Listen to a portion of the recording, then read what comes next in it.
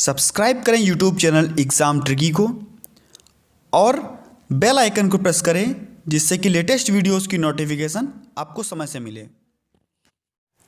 नमस्कार दोस्तों, बहुत बहुत स्वागत है आपका आपके अपने यूट्यूब चैनल एग्ज़ाम ट्रिकी में। दोस्तों आज हम बात करेंगे टॉप 10 क्वेश्चन आंसर्स पर, यानी कि जो आपका पेपर है education in the emerging Indian society and school administration.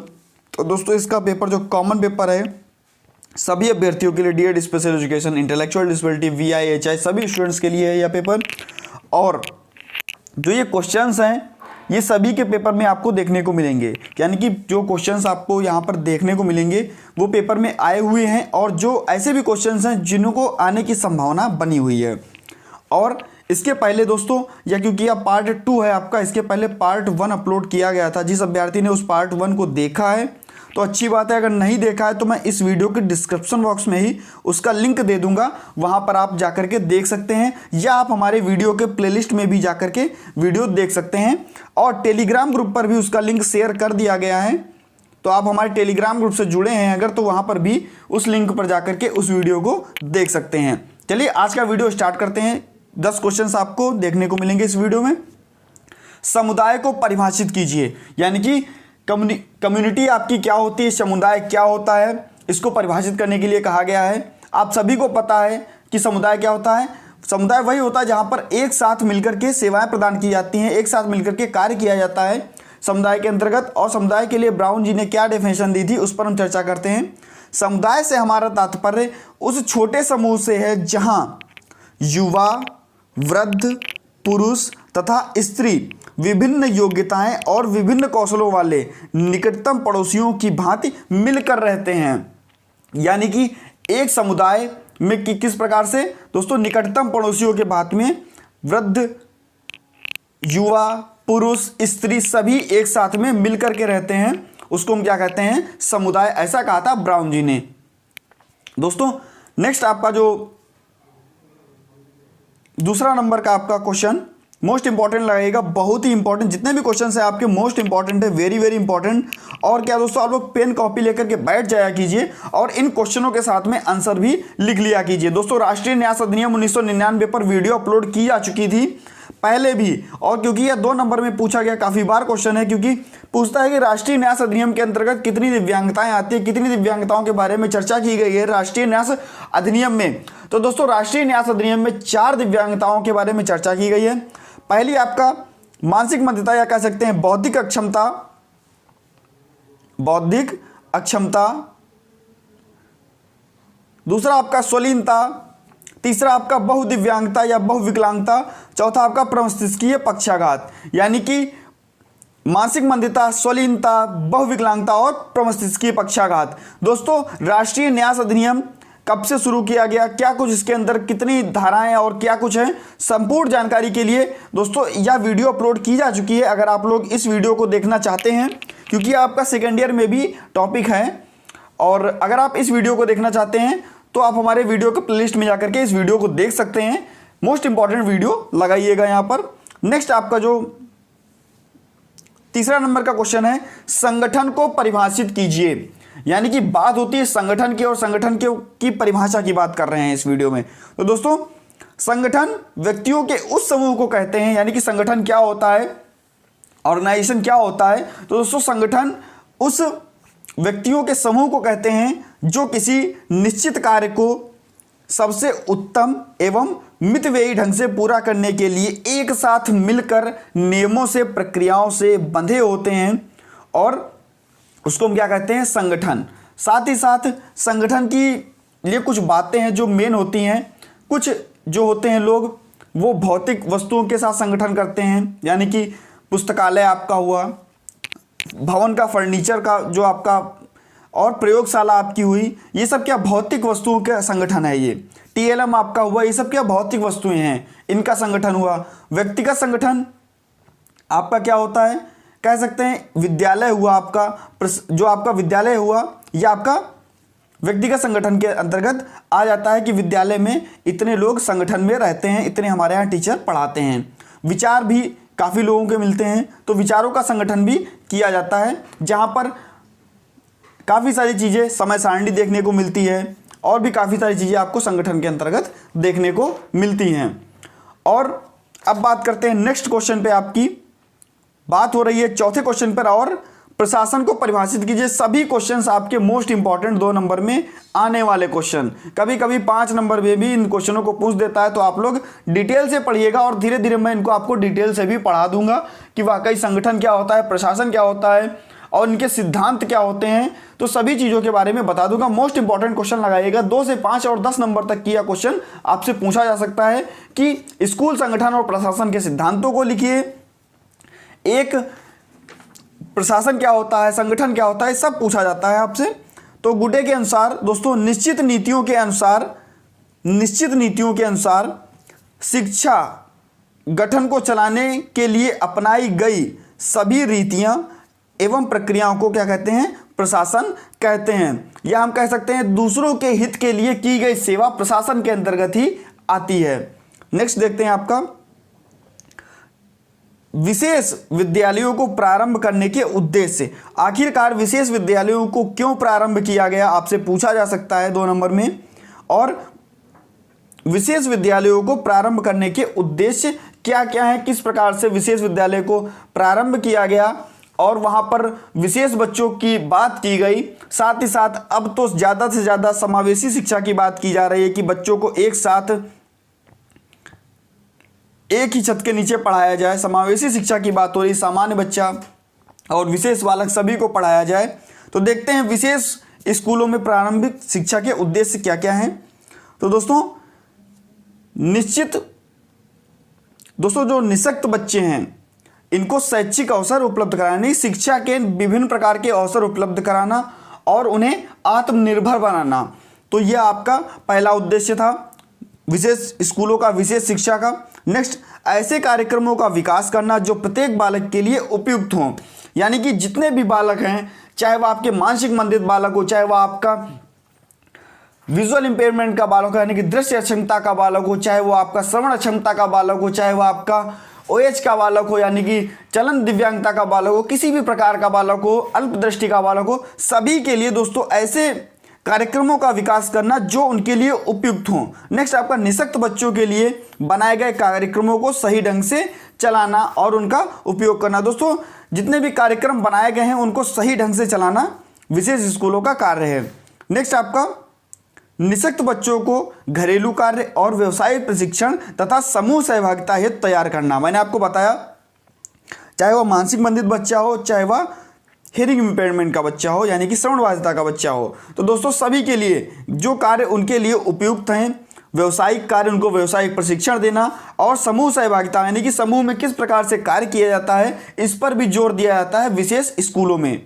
Next देखते हैं, समावेशी विद्यालय में किस प्रकार से वातावरण को अनुकूलित किया जा सकता है, यानी कि एक समावेशी विद्यालय में जहां पर सामान्य बच्चा, सामान्य बालक और विशेष बालक सभी बालक पढ़ रहे हों, तो किस प्रकार से हम उनको अनुकूलित कर सकते हैं, किस प्रकार से वहां पर भवन का निर्माण किया जा सकता है, किस प्रकार से यातायातों का निर्माण किया जा सकता है, फर्नीचर किस प्रकार से उपयुक्त होंगे कि सभी बच्चे एक ढंग से बैठ सकें। साथ ही साथ कमरे में किस प्रकार की व्यवस्था होनी चाहिए और स्टाफ जो है वो किस प्रकार का तैनात किया जाना चाहिए कि वहाँ पर एक विशेष शिक्षक होना चाहिए। तो देखते हैं रैंप की व्यवस्था, यानी ये आपका आता है भवन निर्माण के अंतर्गत, यानी कि रैंप की व्यवस्था होनी चाहिए, आने जाने के लिए बड़े दरवाजे होने चाहिए, खिड़कियों की व्यवस्था होनी चाहिए, कमरे के अंदर जितने भी कमरे हैं उनके अंदर जो है उचित प्रकाश की व्यवस्था करनी चाहिए और सहायक उपकरणों की व्यवस्था करनी चाहिए। साथ ही साथ यातायात, सभी क्लास के अंतर्गत यातायात अच्छे से जा सके, जैसे कि एक समावेशी शिक्षा का बहुत ही बड़ी यूनिवर्सिटी जिसको हम कहते हैं डॉक्टर शकुंतला मिश्रा यूनिवर्सिटी लखनऊ, वहाँ पर आप कभी भी जाएंगे तो वहाँ पर आपको सारी चीज़ें देखने को मिलेंगी।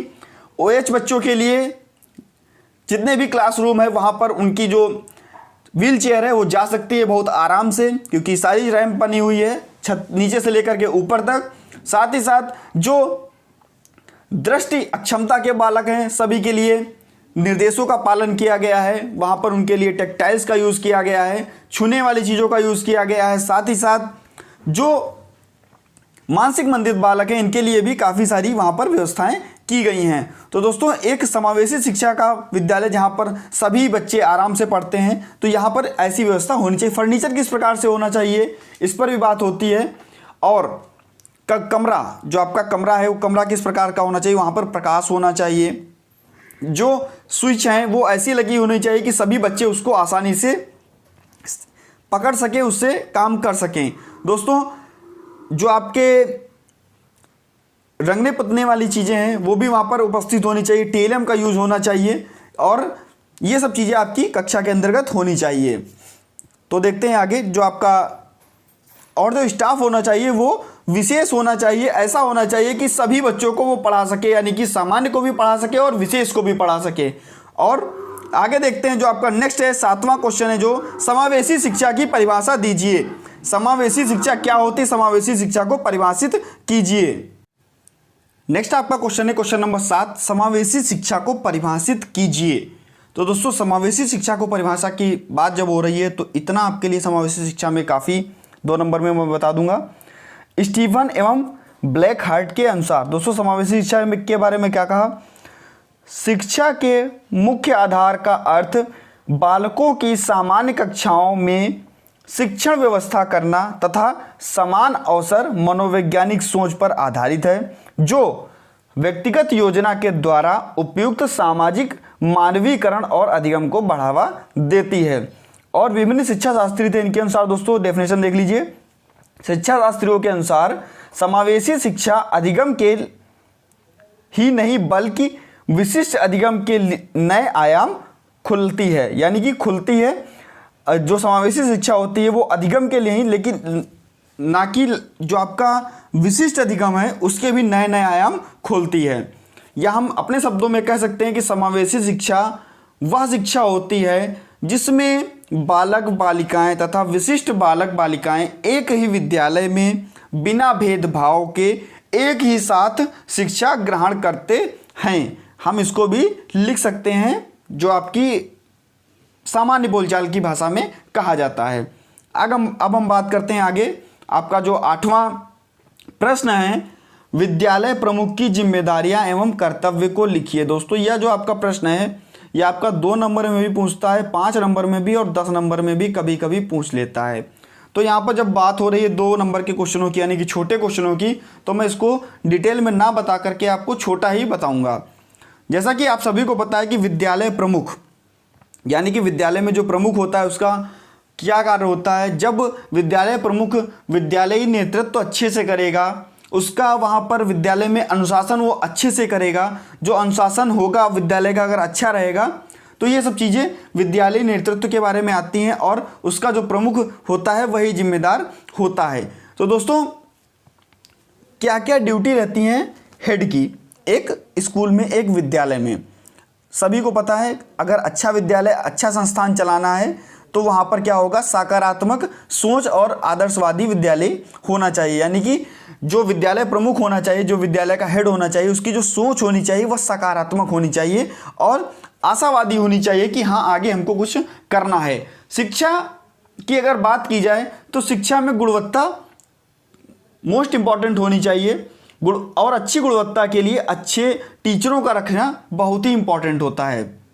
और साथ ही साथ समावेशी शिक्षा की भी उस विद्यालय में व्यवस्था की जानी चाहिए। और एक बात जो मोस्ट इम्पॉर्टेंट है, समय सारणी तैयार करनी चाहिए। समय सारणी तैयार करनी चाहिए, उसी के अनुसार बच्चों को पढ़ाना चाहिए। और खेल जो हैं वो भी कराने चाहिए। अनुशासन विद्यालय में बना रहना चाहिए और मनोरंजन, खेलकूद और साथ ही साथ वाद विवाद प्रतियोगिता भी करानी चाहिए। तो ये सब चीज़ें आपकी विद्यालय प्रमुख के नेतृत्व के अंतर्गत आती हैं, विद्यालय प्रमुख की जिम्मेदारियों के अंतर्गत आती हैं कि इतने सारी जिम्मेदारियां उस पर होनी चाहिए। और साथ ही साथ जो विद्यालय का वातावरण है वो भी बाधा रहित होना चाहिए, जनतांत्रिक होना चाहिए। तो आगे देखते हैं, मोस्ट इंपॉर्टेंट क्वेश्चन लगाइएगा, आदर्शवाद और प्रयोजनवाद में अंतर। कभी कभी अंतर आपसे पूछता है कि आदर्शवाद क्या होता है, प्रयोजनवाद क्या होता है, कभी कभी आपसे अंतर पूछ लेता है। तो दोस्तों किसी ना किसी में अंतर पूछ लेता है, तो इस वीडियो में आदर्शवाद और प्रयोजनवाद के अंतरों की बात होगी। तो दोस्तों अगर हम आदर्शवाद की बात करते हैं तो आदर्शवाद क्या होता है, जो अंतिम, यहाँ पर हम आदर्शवाद के बारे में लिखेंगे और इधर हम लिखेंगे प्रयोजनवाद के बारे में। तो जो आदर्शवाद होता है वह अंतिम सत्ता जो होता है उसी पर विश्वास करता है, और जो प्रयोजनवाद होता है वह अनेक सत्ताओं, अनेक तत्वों पर विश्वास करता है और वह उस पर ही आधारित होता है। यानी कि एक ही अंतिम सत्ता पर आदर्शवाद विश्वास करता है, लेकिन प्रयोजनवाद अनेक सत्ताओं पर विश्वास करता है।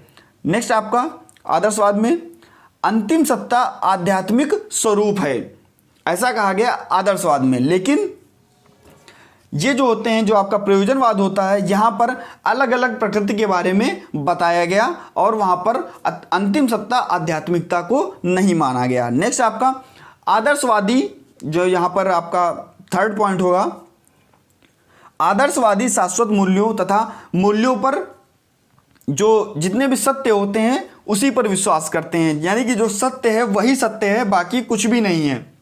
लेकिन जो प्रयोजनवादी होते हैं दोस्तों, यह सत्य को हमेशा परिवर्तनशील मानते हैं। यानी कि सोचते हैं कि जैसा देश वैसा भेष, यानी कि जहां पर जैसी उपयोगिता है वहां पर हम वैसा बोल सकते हैं, ऐसा बोला जाता है प्रयोजनवाद में।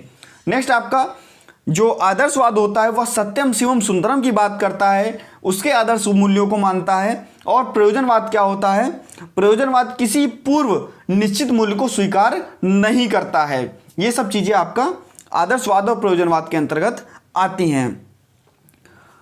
तो दोस्तों 4 से 5 आपकी ये अंतर हो गए, काफी है 2 नंबर में। नेक्स्ट हम देखते हैं पूर्व प्राथमिक शिक्षा के उद्देश्य। आखिरकार पूर्व प्राथमिक शिक्षा बच्चों को क्यों दी जाती है, उसके उद्देश्य क्या होते हैं? तो दोस्तों ये भी आपसे 2 नंबर में पूछा जा सकता है। तो दोस्तों पहला उद्देश्य क्या होता है? बालकों को विद्यालय शिक्षा हेतु तैयार करना।